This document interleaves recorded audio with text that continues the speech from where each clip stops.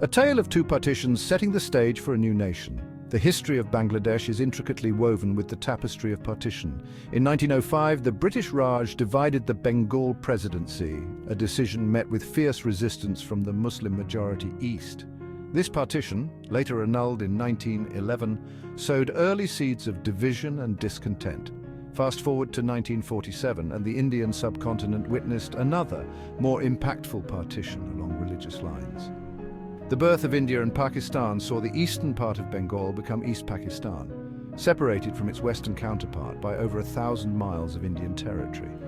This geographical separation, coupled with cultural and linguistic differences, created a chasm between the two wings of Pakistan. The stage was set for a struggle, not just for independence, but for the very soul of a nation yearning to be free. Under a distant sky, the birth and struggles of East Pakistan. The creation of East Pakistan in 1947 was greeted with hope and apprehension. It represented a promise of self-determination, free from colonial rule. However, the euphoria of independence was short-lived. The central government, dominated by West Pakistani elites, disregarded East Pakistan's cultural identity. The imposition of Urdu as the sole official language led to widespread protests.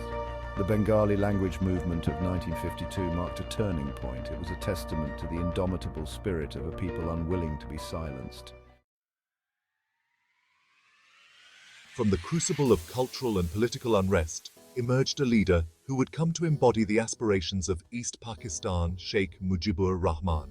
A charismatic orator and astute politician, Mujib, as he was popularly known, recognized the deep-seated resentment among the Bengali population. He understood their yearning for recognition, for a society where their language, their culture, their economic contributions were not only acknowledged but celebrated. Mujib, through his impassioned speeches and unwavering commitment to the cause of Bengali identity, quickly rose to prominence. In 1966, Mujib presented his historic six-point program, a charter of demands that called for greater autonomy for East Pakistan within the framework of Pakistan.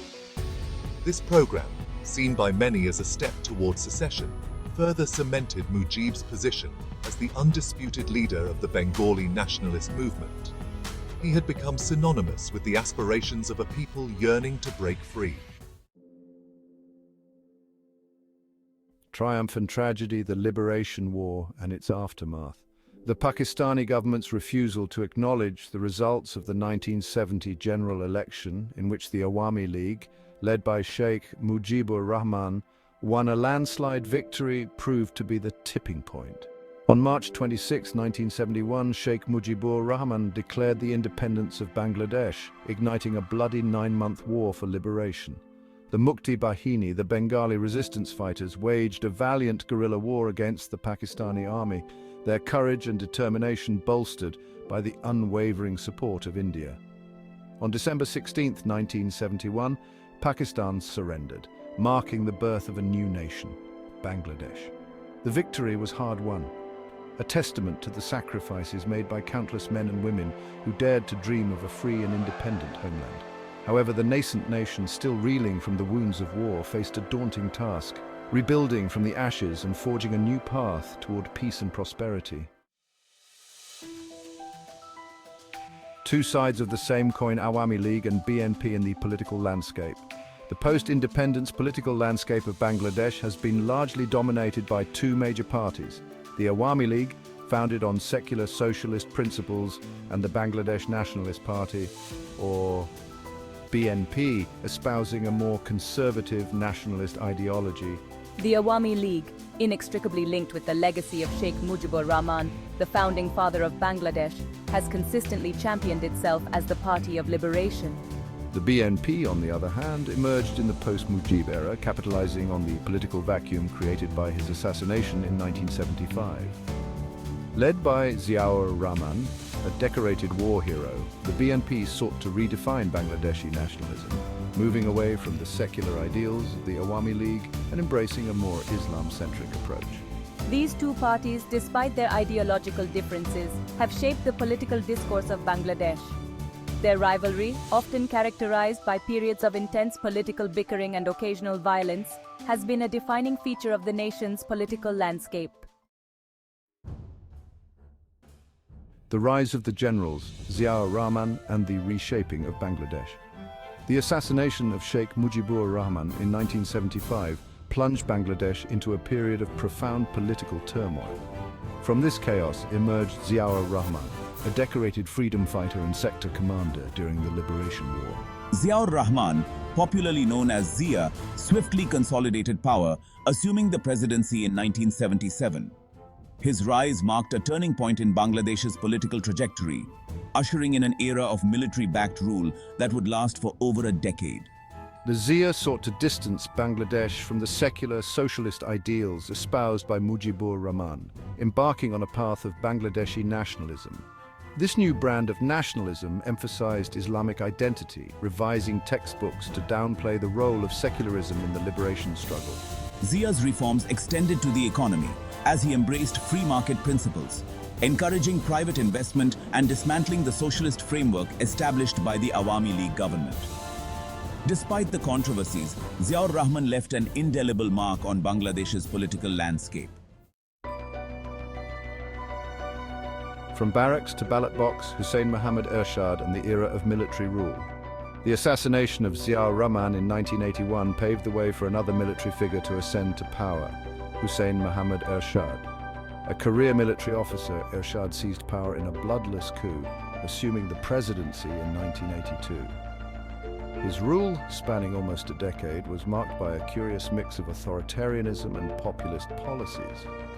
Ershad's regime, while clamping down on political dissent and curtailing press freedom, also implemented several social development programs. He focused on rural development, literacy campaigns, and empowering women, earning him a measure of popular support, particularly among the rural poor.